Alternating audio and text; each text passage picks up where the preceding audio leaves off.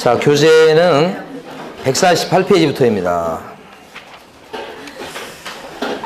자, 148페이지 보시면 중개보수 등에 관한 사항 이렇게 돼 있고, 거기서요, 요게 지금 기본도 아니고 세부 확인사항도 아닌 겁니다. 세 번째 항목이 중개보수 등 해서 따로 있는 겁니다. 지금 따로 있는 거. 네. 그때 적어주는 게 중개보수 얼마, 그 다음에 실비 얼마, 합계 얼마 적어주고, 오른쪽에 보시면 당구장 표시 나와 있는 게 있어요. 자, 요 당구장 표시 중에 보면 밑줄 그어진 부분을 꼭 아셔야 됩니다.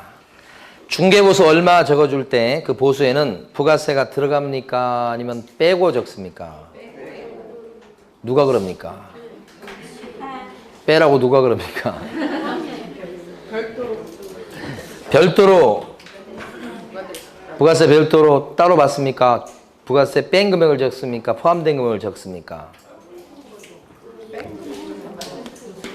두 가지가 다 있습니다.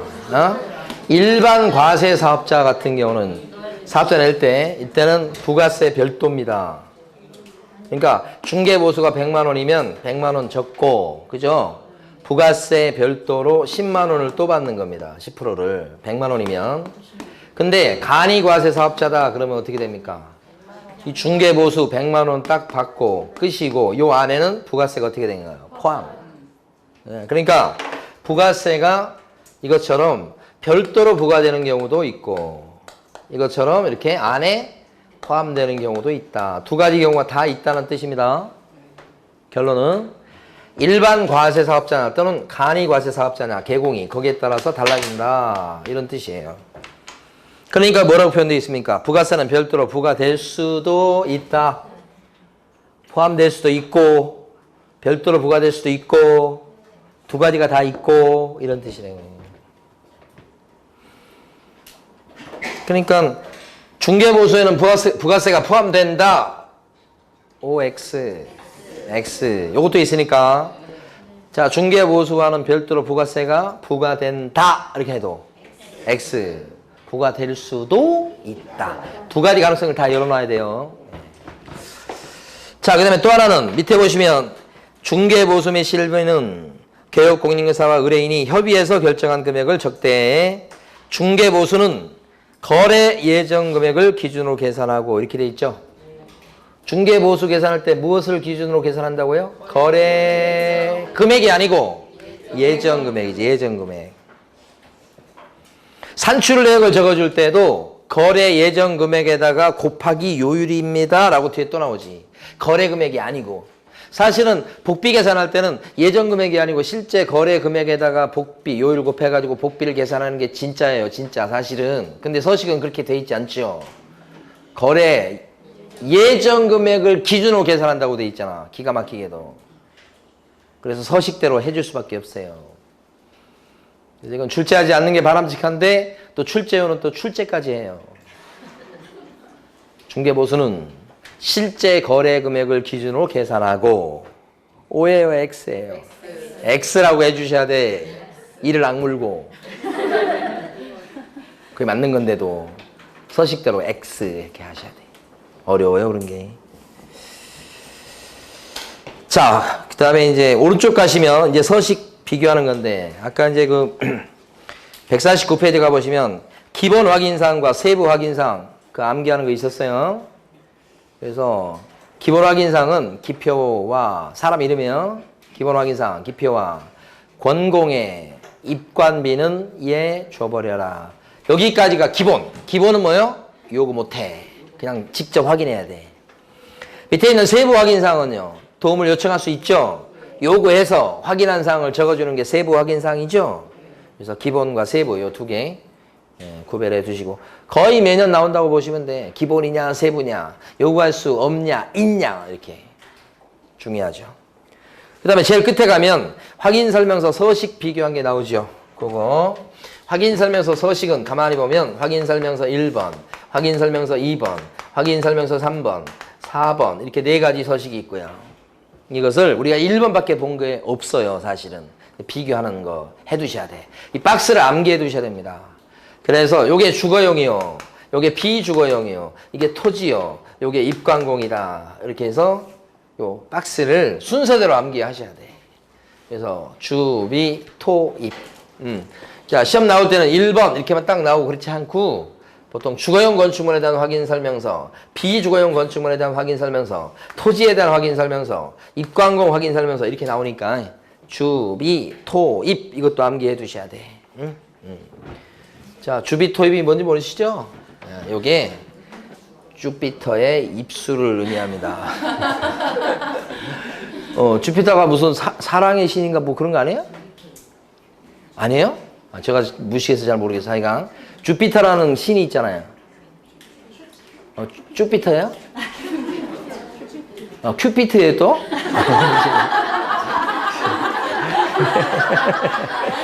그 큐피트의 화살 이렇게 하는 거 이제.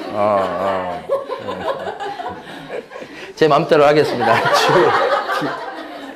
주피터 입술. 그게 사랑의 여신인가 뭐 그건가? 그런 거네. 주피터.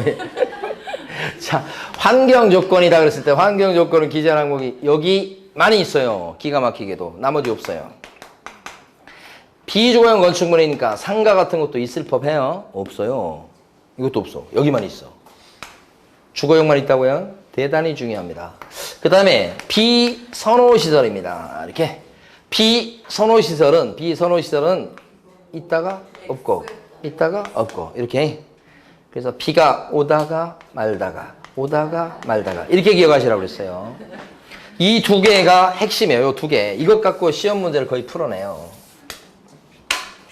그러니까 이 박스를 다 암기하기 힘드시면 두 개라도, 이렇게. 그 다음에 입지 조건 있죠. 입지 조건. 입지 조건 그러면 거의 다 있는데 끝에만 쏙 빠지는 거예요. 공법상 규제상도 있습니다. 땅에 대한 거. 이것도 거의 다 있는데 쏙 빠지고. 이 두 개의 공통점이에요. 그 다음에 이제 내 외부 시설물의 상태. 그 다음에 벽면 도배 상태. 그 다음에 관리에 관한 사항. 요렇게. 이게 건축물일 때 요게 기재하는 항목들이 나오는 게 요것들이에요. 건축물 있을 때 적어주는 것들. 그래서 요게 주거용 확인 설명서니까 동그라미. 비주거용 건축물에 대한 확인 설명서니까 여기도 동그라미. 근데 토지에 대해서 조심하셔야 됩니다. 이건 나대지를 얘기하는 겁니다. 건물 없는 거. 그래서 X. 입관공 요것도 광업재단이나 공장재단을 생각하시면 안 됩니다. 그 건물이 있을 수 있는데 무시하시고 그냥 인목만 생각하세요. 그래서 요때도 X 이렇게 돼요. 그러니까 상식적으로 해가지고 이 서식이 만들어진 게 아니에요. 그냥 만들어지고 나니까 이렇게 됐으니까 그럼 여러분들이 기억을 하셔야 되는 거예요. 그래서 여기는 두 개만 있습니다. 건축물에 있는 거 두 개. X, X 이렇게.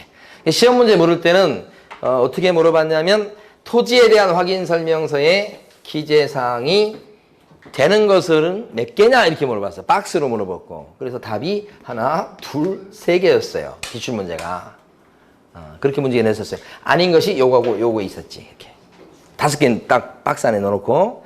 자, 요 비주거용 건축물에 대한 확인 설명서에 기재할 사항이 아닌 것은 이런 것도 물어봤다고. 그러니까 얘하고 얘를 물어보지 비주거용하고 얘를 물어보겠어요?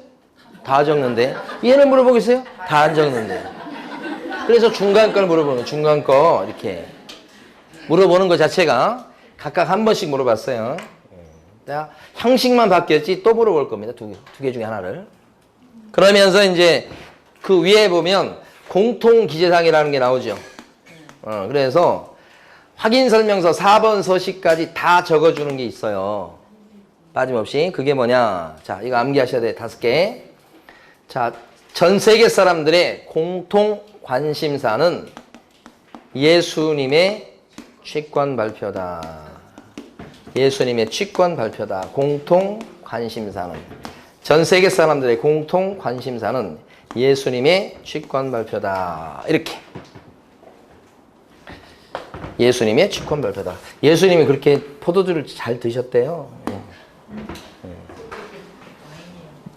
와인이라고 그럽니까? 그러니까 목수일을 하셨잖아요, 예수님이. 직업이. 그래서.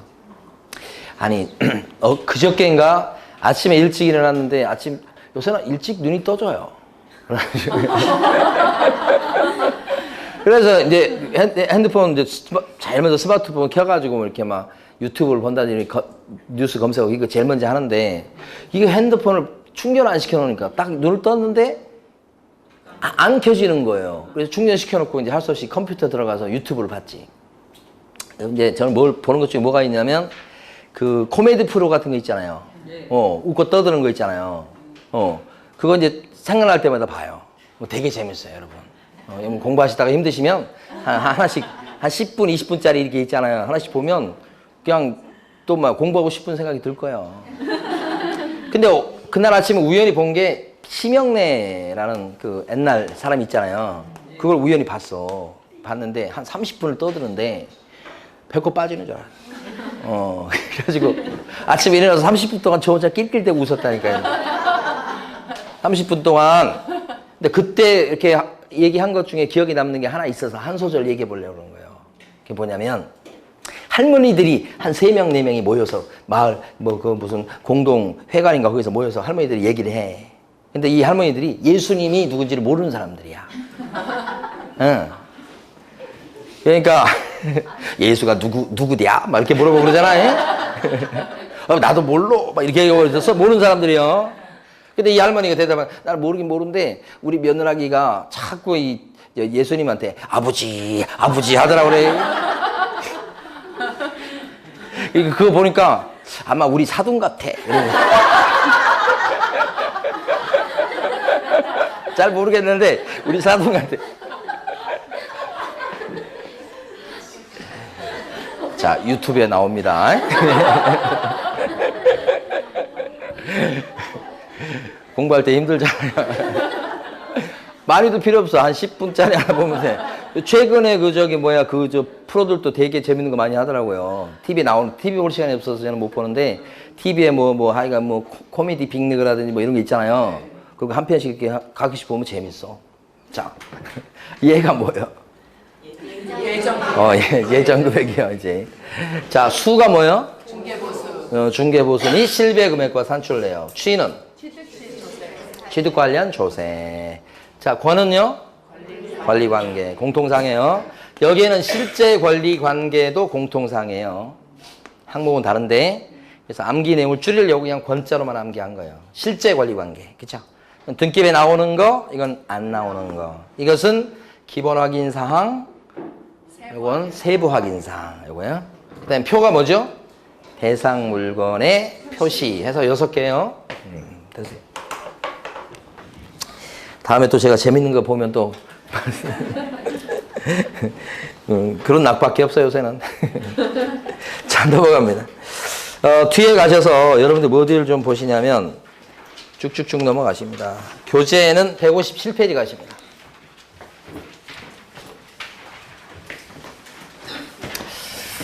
명의신탁에 대해서 민법 시간에 배우셨죠? 제가 생각할 때는 우리 중개 실무에도 출제 가능성이 꽤 높다 이렇게 보입니다. 제가 이제 가만히 보면서 이제 조금 바라는 게 있다면, 소원이 있다면 상속세를 좀 내보고 싶다. 이런 소원이, 그런 조그만 소원이 좀 있어요. 또 한 가지 또 소망이 뭐냐 그러면 종부세를 좀 많이 내보고 싶다.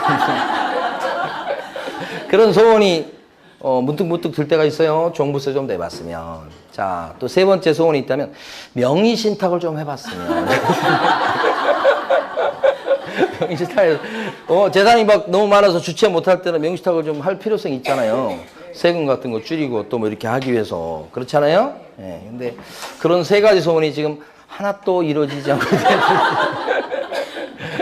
자, 명의신탁, 뭘 명의신탁이라고 합니까? 응? 금지다, 요건 아시겠지? 네. 근데 뭐가 명의신탁이에요? 대답을 못 하시네. 자, 명의 여쭙다고. 신탁한 거라고. 그게 자, 실제 권리자가 A인데, A가 타인, 남 이름으로 그 부동산에 대해서 등기나 가등기를 딱 해 두었을 때, 요것을 뭐요? 명의신탁. 실제 권리자가 딴 사람 이름으로 등기나 가등기를 해놨다. 이걸 명의신탁이라고 그래요. 이렇게 함으로써 이제 이 사람 입장에서는 어떻게 하냐면 세금을 줄일 수 있고, 아니면 자기 이제 빚이 많다 그러면 채권자들이 자기 재산 뺏어가는 것을 갖다가 숨길 수 있고 원래 그런 목적으로 한 거예요. 이게 그게 명의시탁이에요. 금지 우리 실명법에서는 금지돼 있죠. 원칙적으로. 자, 명의시탁 이거. 그런데 이제 주의할 것은 여기서 얘기한 등기나 가등기라고 하는 것이 물건에 대한 등기 명의를 딴 사람 앞으로 돌려놨을 때 그때만 명의시탁이라고 그러고 채권에 대한 등기를 또는 가등기를 타인 명의로 해놨을 때는 명의시탁이 아니다라고 법이 돼 있어요. 이걸 수험생분들이 이걸 많이 놓치셔요. 이미 기출문제에 나왔는데도. 그러면 만약에 A가 소유자예요. 근데 B 이름으로 등기해놨어. 이전 등기나 보존 등기를. 그러면 그건 명의시탁이에요? 네. 소유권은요? 물건이죠? 네. 그럼 그게 대표적인 명의시탁이에요.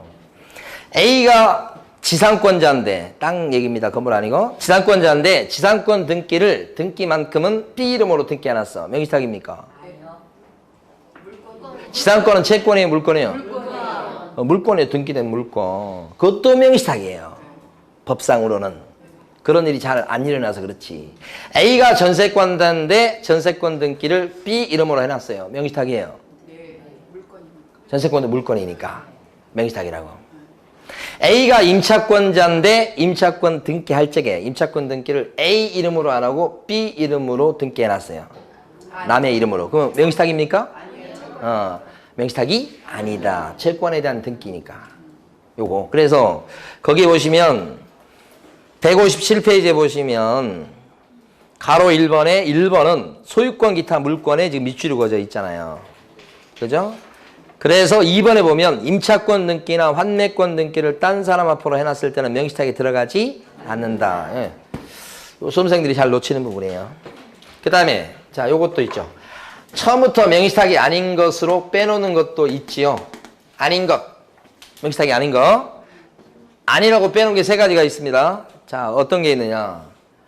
채무자 건대 담보 목적으로 채권자 앞으로 등기를 돌려놨을 때 그걸 뭐라고 불러요? 양도담보다. 들어보셨죠? 채무자 건대 채권자 앞으로 이름을 딱 해놓는 거. 등기 이름을. 채무자 건대 채권자 앞으로 가등기를 해놓는 것도 있죠?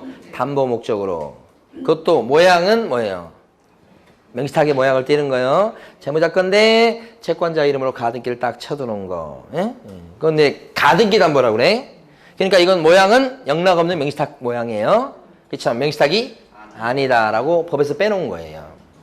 이게 양도담보하고 가등기 담보. 그 다음에 2번에 보면 부동산의 위치와 면적을 특정해서 어려워요. 2명 이상이 구분 소유하기로 약정하고 그 구분 소유자의 공유로 등기하는 경우 이렇게 돼 있죠. 그리고 가로 안에 뭐라고 돼 있어요? 상호 명의신탁이다. 상호 명의신탁이라고 들어보셨나요? 네. 구분 소유적 공유 관계라고 들어보셨나요? 네. 같은 말이에요, 같은 말. 이것은 명의신탁의 모양을 띠지만 명의신탁이 아닌 걸로 뭐요? 빼놓은 거예요. 이게 상호 명의신탁 이렇게. 요건 좀 등기법, 민법 이런 데 출제가 되는 것 같더만요. 문제가. 또 설명드리려면 한참 걸려요. 근데 저기 뭐냐, 여러분 실무에 가시게 되면 상호 명의시탁 사례를 보게 돼요. 점포라든지 빌라 이런 데 꽤 있어요. 실제 만나게 돼요.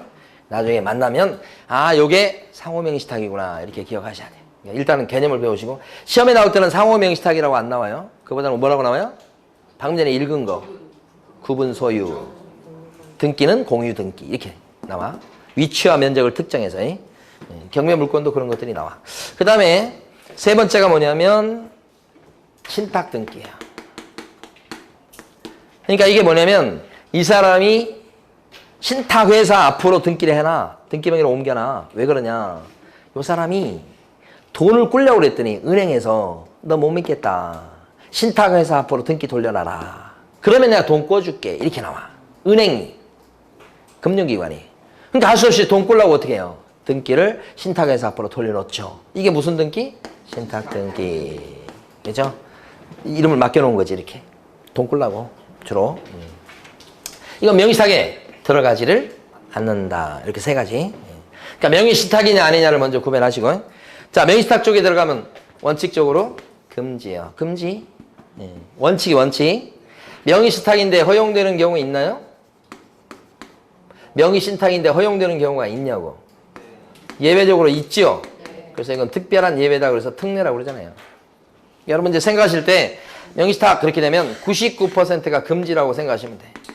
1%가 허용이고 100% 금지가 아니에요. 그러니까 원칙은 뭐예요? 금지. 하지 말라고 돼 있어요. 법이 실명법에서. 뭐 이것도 실권리자 명의 등기에 관한 법률에서 굉장히 긴데 실명법 많이 얘기합니다. 근데 이거 위반하면 어떻게 되죠? 위반하면 어떻게 될 것 같습니까? 위반하면 사법상으로 보면 여러분이 아시는 것처럼 무효죠. 민법을 배우셨기 때문에 여러분들은 이게 먼저 나오는 거예요. 근데 실명법은 공법적 성격도 많이 담고 있어요. 그래서 공법상의 제재가 또 뒤따라요. 그래서 여러분 명의신탁을 민법 시간에 배우실 때 요 위에 걸 배우시는 거예요. 민법은 사법 영역이니까. 우리 중개 실무에서는 여기까지 배워야 돼. 요게 시험에 나와요. 최근에 보면. 두 개로 나눠야 돼. 사법상 명의신탁 약정한 그 효력도 무효고 등기도 어떻게 돼? 등기도 무효다. 이게 물권 변동이라고 볼 수 있어. 둘이 내 건데 너 앞으로 좀 해두자. 응? 채권자들이 달라질 것 같아. 그래서 등기를 B 앞으로 이렇게. 그랬을 때 이것과 이것을 다 무효로 만들겠다는 것이 요거라고. 그렇게 되면 어떤 결과가 됩니까? 이 사람 건데 요리 등기 명의를 돌려놔도 등기부 띄면 이 사람 이름은 나오지만 누구 걸로 보겠다? 이 사람 신탁자 걸로 보겠다는 뜻이죠. 그러면 세금 많이 물릴 수 있죠. 그 다음에 또 뭐요? 이 사람의 채권자들이 뭐요? 등기 가져와가지고 집행하고 막 그럴 수 있겠죠? 그게 이거예요. 그런데 있잖아요. 이게 처음부터 무효가 아니었습니다. 명의신탁은 일제시대부터 시작됐는데 처음에는 명의신탁은 뭐예요? 유효예요. 유효. 처음에 유효로 봤습니다. 그 유효로 봤던 게 무효로 바뀐 게 95년도, 90년대 중반입니다. 얼마 안 됐어요. 그 전까지는 유효였어요. 명의신탁 했어. 명의신탁 등기 유효래, 유효. 그러다가 이때 무효로 바뀌었어요. 여기 바뀐 게 이게 뭐 하여간 하여간 그 정부의 그 성격하고 많이 관련돼 있어요. 이때 일제시부터 여기까지 다 유효였으니까. 그래서 이때 명의신탁을 굉장히 많이 했던 사람이 누구라고 우리가 학교에 갈 때 배웠냐면 누굴 것 같아요? 명의신탁을 엄청 많이 한 사람. 물론 뭐 돈 많은 사람이 많이 했겠지. 근데 직업적으로 봤을 때 제일 많이 하는 사람이요. 판사입니다. 판사. 저희 학교 다닐 때 그렇게 배웠어요. 교수님들이 그렇게 가르쳐줬어. 판사들이 그렇게 많이 한다고. 해놓고 뭐라고 그래? 유효야. 자기들이 그렇게 해요. 유효야. 그렇지? 근데 나쁜 목적으로 했을 때만 무효야. 근데 나쁜 목적으로 어떻게 입증을 해요? 못해요. 그냥 거의 유효로 올라간 거예요. 판사들 잘 보셔야 됩니다, 여러분. 판사가 최고의 기득권 세력입니다. 거기는 세상에 어려운 게 없는 사람들이에요. 판사가. 그 사람 이렇게 하다가 학자들이 이렇게 바꿨습니다. 어떤 학자들인지 아세요? 저 재밌어요, 진짜. 세상 흘러가는 거 보면. 학자인데 40대 젊은 학자들이에요.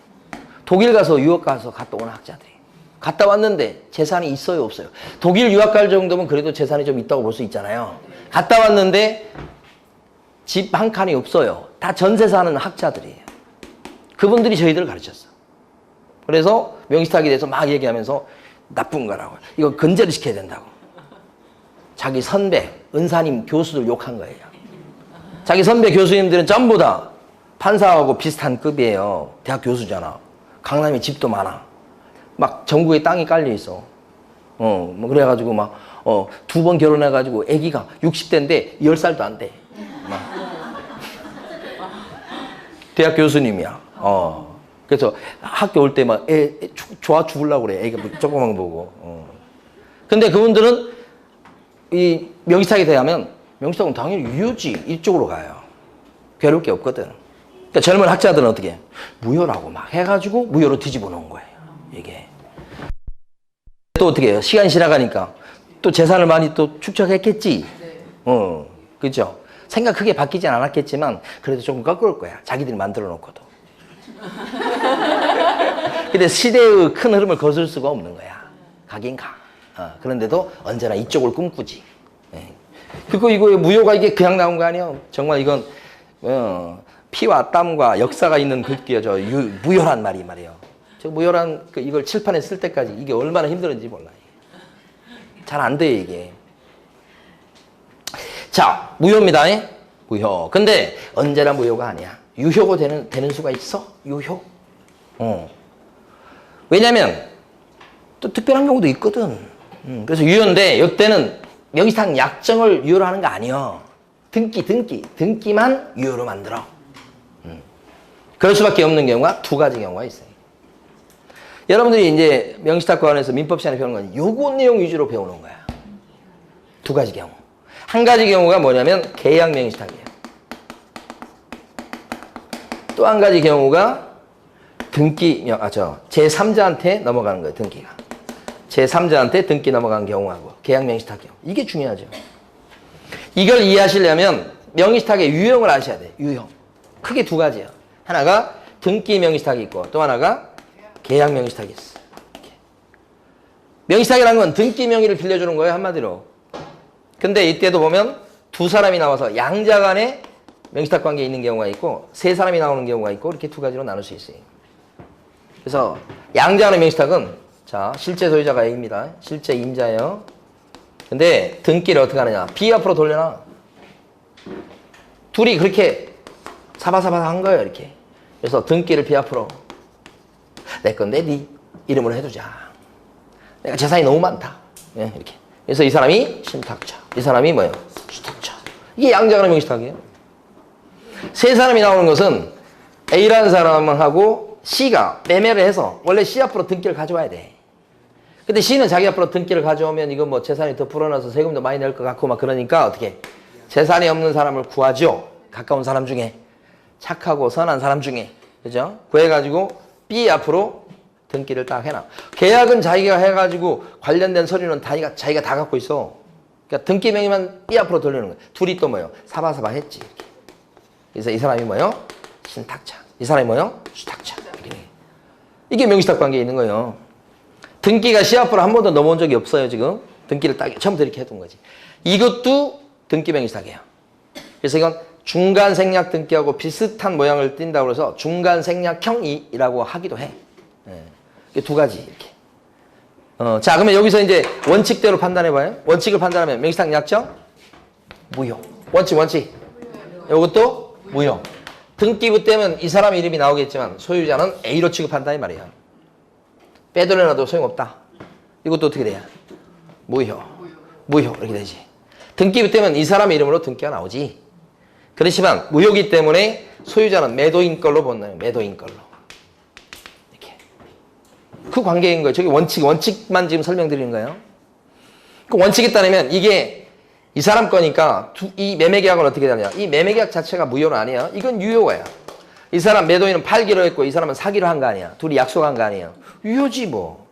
그 약속 자체가 무효라고 볼 건 하나도 없어. 유효인데 만약에 C가 A한테 잔금을 다 치렀다면 A는 C한테 뭐예요? 이 부동산에 대한 소유권자니까 등기 명의를 넘겨줄 의무가 있지.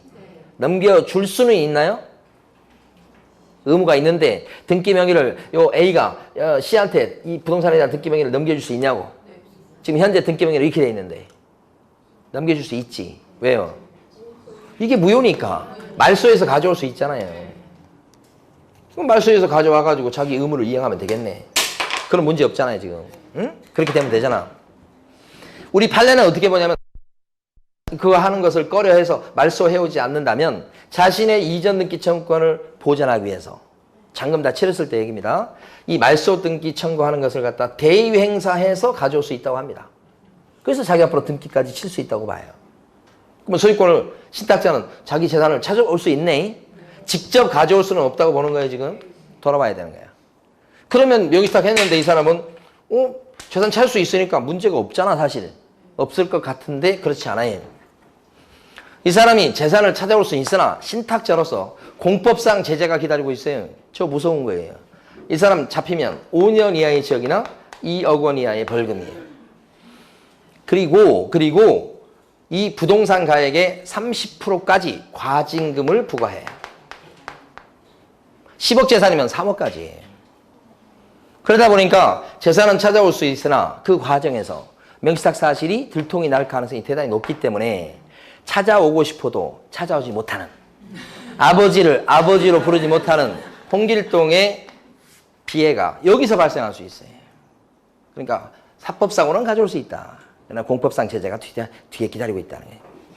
자, 제일 궁금한 게 계약명시탁이에요. 계약명시탁은 이거하고 비슷해요. 구조는 A가 B라는 사람과 매매계약을 체결합니다. 그리고 등기도 B 앞으로 합니다. 이 사람 매도인입니다. 그러니까 매도인은 이걸 팔았다고 생각합니다. B한테. 그리고 아무 생각이 없어요. 이 사람은. 그런데 알고 보면 B는 자기 돈 가지고 산 게 아니에요. C가요. 뒷돈을 댄 겁니다. 실제 내가 사야 되는데 내가 이렇게 사고 그러면 또 재산이 많이 있고 그것 때문에 문제가 생기고 그러니까 그죠?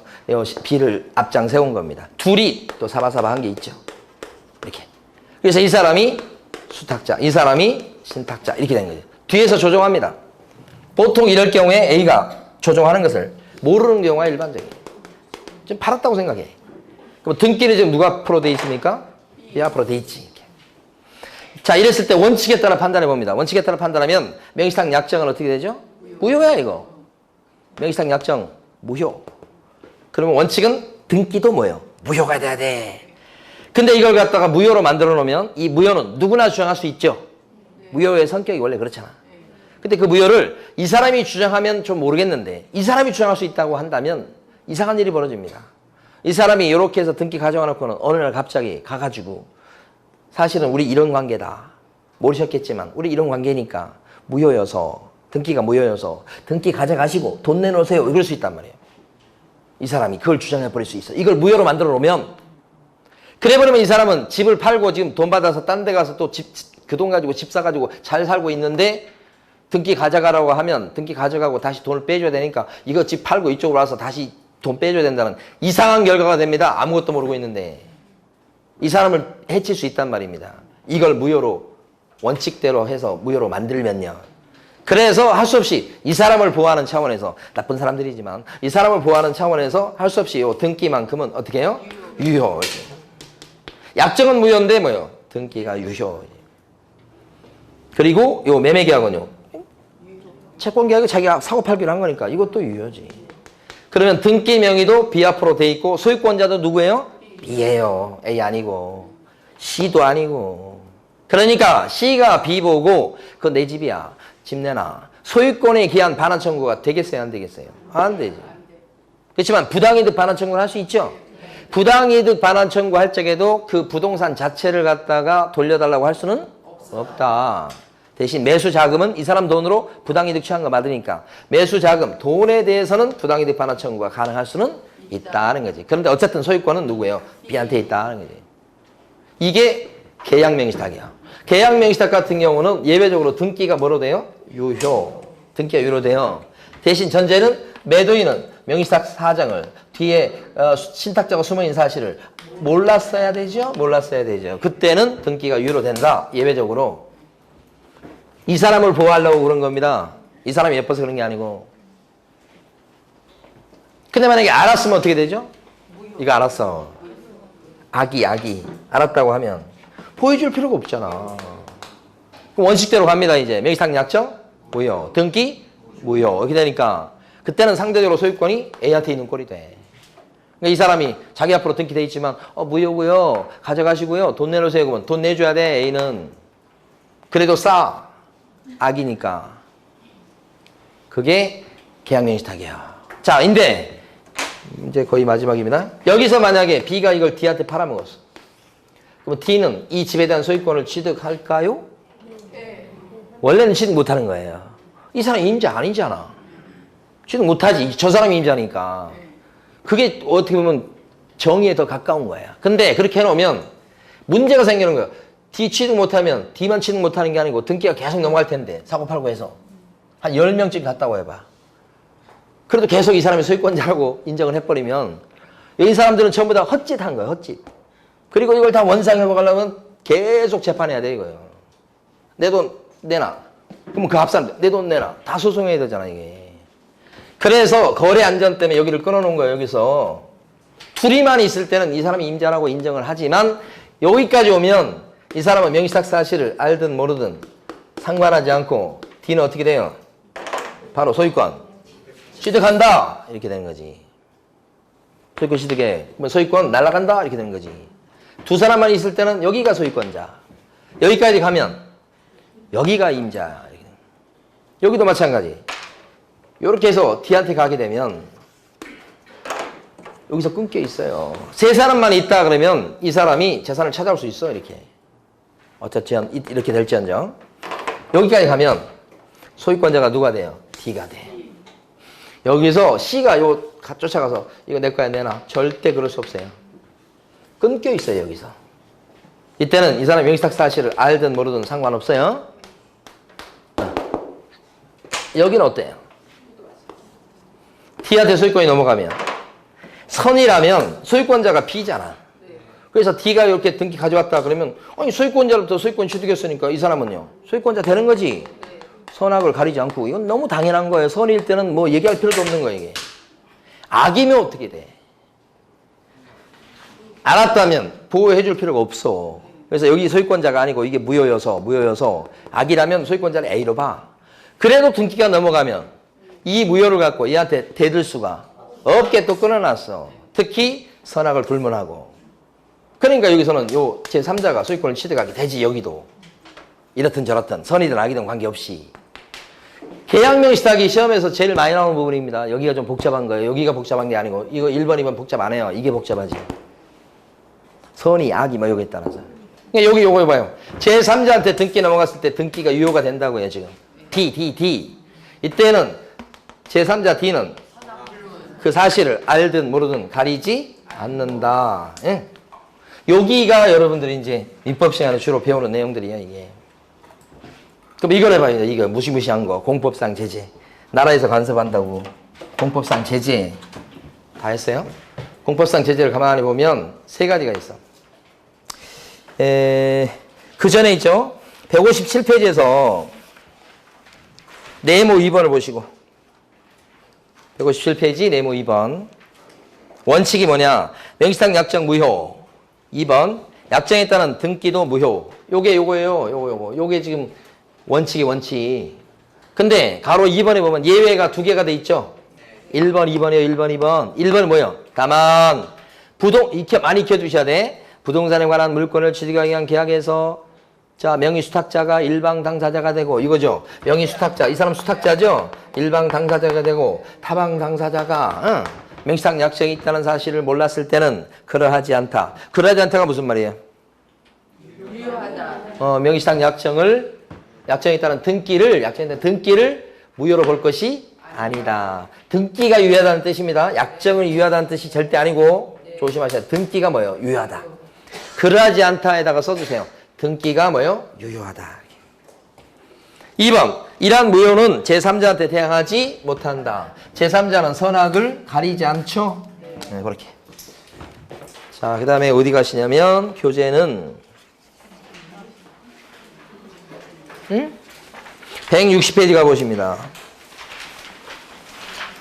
정리가 어디가 있는데 저기 159페이지입니다. 159페이지 제일 위로 가시면 정리라고 돼 있고 과징금, 이행강제금, 벌칙 나왔죠? 네. 자, 벌칙 먼저 봅니다. 3번. 아까 나왔었습니다. 벌칙에서 가로 3번요. 벌칙에서 자 신탁자 같은 경우에 몇 학년 몇 반? 5학년 1반. 자, 수탁자는요? 3학년 1반. 시험에 2번 나왔습니다. 이건 벌칙. 자, 그 다음에요. 가로 1번 과징금 가봅니다. 과징금은 뭐냐? 이해를 잘 하셔야 돼. 명시탁 하지 마. 그랬어. 근데 명시탁을 한 거야. 응? 명시탁 하지 마. 그랬는데 명시탁을 이렇게 해놓은 거예요. 그러면 이 사람 같은 경우에 이렇게 해놓음으로써 자기 재산이 아닌 걸로 취급이 돼서 세금 같은 거 물릴 때 무겁게 물리지 않고 그냥 조금만 내고 그럴 수 있죠? 그게 뭐예요? 다 부당이득이에요.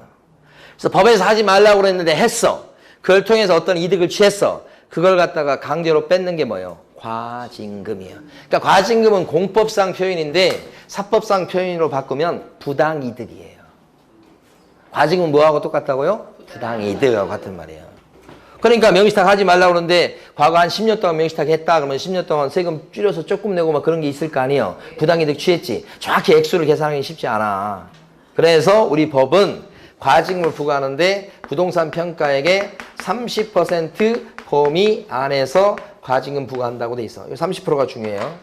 무조건 30% 매기는 게 아니에요. 30% 뭐요? 범위 안에서. 예를 들어 명의시탁한 기간이 길어. 부동산 가격이 한 20억짜리야. 그러면 과징금 부과 비율이 막 올라가는 거예요. 명의시탁한 기간이 1년밖에 안 돼. 그 다음에 명의시탁한 부동산이 3억짜리밖에 안 돼. 그러면 과징금 부과 비율이 뭐 5%, 10% 낮다고. 그러니까 이건 범위 내란 말은 과징금 무조건 30% 부과하는 게 아니고 5%짜리도 있고 10%짜리도 있고 25%짜리도 있고 15%짜리도 있단 말이에요. 단계를 정해놨어요. 법에서. 그래서 요걸 꼭 아셔야 돼. 범위 안에서. 그 다음에 뭐가 있는가? 이행강제금이 있어요. 자, 이행강제금은 뭐 하는 거냐면 명의시탁 했다 들켰죠. 했다가 들켰어. 지금 이거 안 넘어갔고 들켰어. 그러면 등기는 여기로 돼 있는데 실제 임자는 A니까 A는 B 앞으로 된 등기를 가져와야 된다고. 어? 뭐 진정명의 회복 이런 걸 해서라도 가져와야 된다고. 그게 뭐예요? 실명 전환이에요. 진짜 임자 앞으로 자기가 가져와야지 신탁자가 그걸 실명 전환이라고 그래요. 실명 전환 의무가 있어.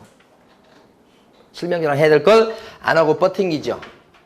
1년이 넘도록 실명 전환 안 하고 버티면 그죠? 1년 후에 10%의 이행강제금을 부과해요. 10억 재산이면 1억을 부과한다는 거예요. 들키고 나서 1년 내 실명 전환 안 해가지고 10% 이행강제금이 나왔어요. 그리고 나서 또다시 1년이 넘도록까지 실명 전환을 안 합니다. 그러니까 합치면 총 2년이 넘도록까지 안 하죠. 이번은 두 번째 이행강제금 부과합니다. 이때는 뭐예요? 20%를 부과합니다. 그러니까 첫 해까지 안 했을 때는 10% 부과하고 두 번째 2년이 넘도록까지 안 하면 또 이번엔 20% 부과니까 합치면 어떻게 돼요? 30%. 두 번만 때립니다. 이행강제금은. 그래서 실명법에서 이행강제금은 첫 해는 10%, 두 번째는 20%에서 두 번 때려요. 근데 만약에 들켰어. 들키자마자 바로 실명전환했어. 이행강제금 부과돼요, 안 돼요? 들키자마자 바로 실명전환했습니다. 그러면 이행강제금 부과돼요? 절대 부과되지 않죠. 실명전환을 안 했다고 해서 이행강제금 부과한 거예요? 하라고? 근데 들키자마자 실명전환을 했어요. 그러면 이행강제금은 안 나오는 거예요. 과징금은 나와요, 안 나와요? 과징금은 과거를 묻는 거예요. 과거에 명의시탁 하면서 부당이득 취한 게 있겠죠? 그건 내야 됩니다. 그러니까 이 사람 같은 경우에 5학년 2반이겠죠? 신탁자니까? 과징금 30%까지 물릴 수도 있겠죠? 과거를 묻는 거? 이행강제금은 실명전환 했다고 안 나오지, 이행강제금. 근데 이행강제, 실명전환 안 하고 그대로 두고 있습니다. 1년이 넘도록. 그럼 어떻게 해요? 나오지, 이행강제금 10%. 실명전환 안 했을 때는 나온다고. 됐죠? 자, 넘어가셔서 이제는 마지막 페이지입니다. 160페이지.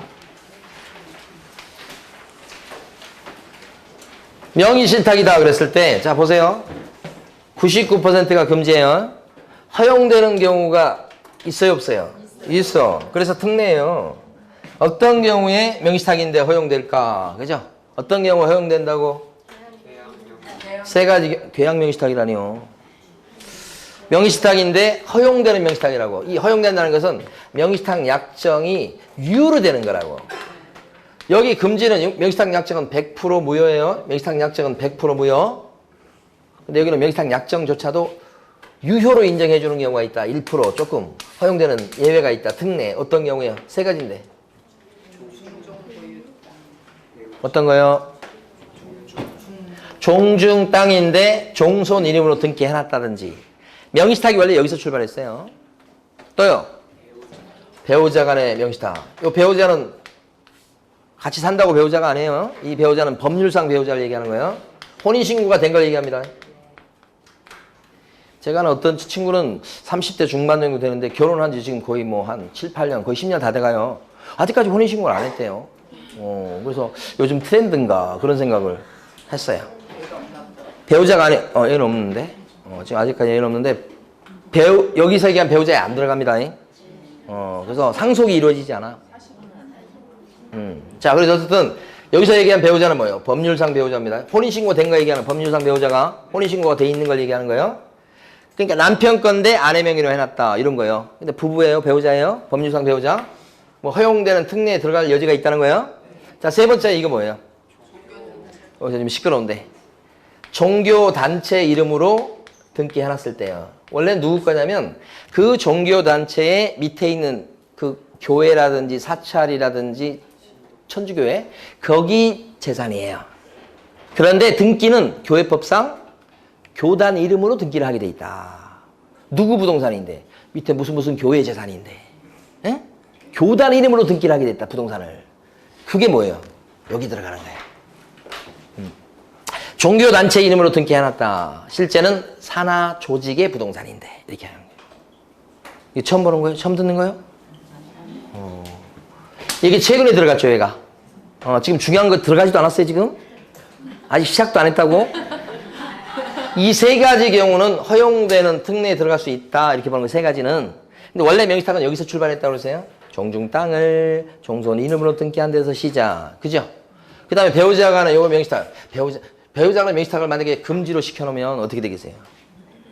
아무리 부부 별산제지만 배우자 간에는 네 거 내 거 관념이 약하죠? 그래서 아내 입장에서는 너 것도 내 거, 내 것도 내 거 이렇게 되잖아요. 뭐 그런 것 갖고 막 그러냐고 막 그러잖아요. 그죠? 부부 별산제인데도. 그러니까 그 관념이 약하니까 이거 배우자 간에 이런 것들도 요리하기에는 좀 그래요. 그래서 빼놓은 거예요. 얘도 그렇고. 얘는 이제 로비에서 들어갔어요, 솔직히. 원래 없었어요. 근데 로비해가지고 들어간 거예요. 그런데 중요한 것은 그게 중요한 게 아니고 이런 명의탁이라고 해서 무조건 허용되는 게 아니고 조세 포탈, 강제집행 명탈, 그 밖에 법령상의 제한을 회피할 목적이 없었을 때만 허용해요. 여기가 세 가지도 기억하셔야 되지만 그 세 가지라고 무조건 허용이 아니고 어떻게 됐어야 돼? 나쁜 목적이 없어야 된다 이 말이에요. 거기가 핵심. 자, 그러면 지금부터 이제 질문 드려봐요. 남편 땅인데 아내 이름으로 등기를 딱 돌려놔서 명의신탁이에요, 아니에요? 혼인신고된 부부예요. 남편 건데 아내 이름으로 등기해놨어요. 명의신탁이에요, 아니에요? 남편 건데 아내 이름으로. 명의신탁이에요. 명의신탁이지. 자, 허용되는 명의신탁이에요? 금지되는 명의신탁이에요? 누가 허용을 해? 아무 얘기 안 했어요. 남편 건데 아내 이름으로 해놨다 그랬지. 이거 얘기 안 했는데 벌써 그냥 함정에 빠지면 어떡해. 남편 건데. 자, 이제 여러분 답에 맞춰 드릴게. 남편 건데 남편이 빚이 많아. 그래서 채권자들이 달라들라고 지금 야단이야. 그래서 아내 이름으로 싹 돌려놨어. 지금 집안이 망하냐 흥하냐 그런 순간이야 지금. 그러면 졸고 있으면 어떡해. 돌려놔서 이렇게 아내 이름으로. 그러면 명의신탁이에요? 명의신탁이야. 허용이요, 금지요? 금지 쪽이요. 왜요? 강제집행을 피할 목적이니까. 나쁜 목적이니까 요리 내려버려. 그럼 어떻게 되죠? 금지는 명의신탁이니까 명의신탁 약정과 등기 다 무효 이렇게 되고. 이게 기다리고 있지. 여기 무섭지 이제. 그래서 과징금 30%까지. 그죠? 이행 실명 전환 안 했을 때 이행 강제금까지. 두 개 합치면 최고 60%까지. 거기다가 남편 신탁자, 아내 수탁자. 자, 둘이 손잡고 교도소 갑니다 이제. 같은 방에 못 있을 걸. 옆방에 있을 수 있나 모르겠네. 하여간 같이 간다고 밑으로 갑니다. 그런데 남편 소유의 땅을 아내 명의로 딱 돌려놨어. 왜 그랬냐? 너무 사랑해서.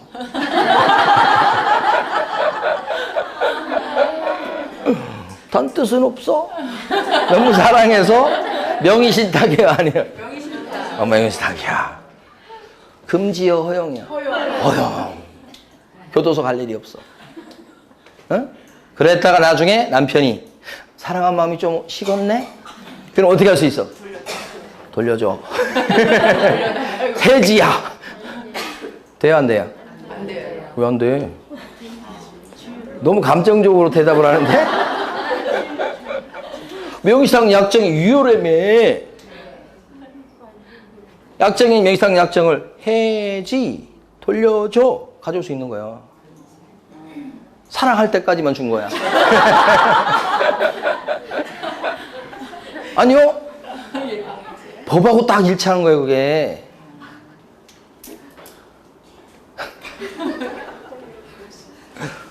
쏙 끝났어. 그게 특례잖아, 그게. 어? 이해를 하셨으면 시험에서는 뭘 묻느냐? 이 법률상 배우자에 한한다. 요거 꼭 알아두셔야 돼. 제일 중요한 것은 요거예요, 요거. 무조건 허용이 아니요. 강제집행 면탈, 조세 포탈, 법령상 제한을 회피할 목적이 없을 때 유효. 자, 여기까지 이번 주에 하고 다음 주에는 이제 주임법부터 마지막까지 하겠습니다. 네, 수고 많으셨습니다.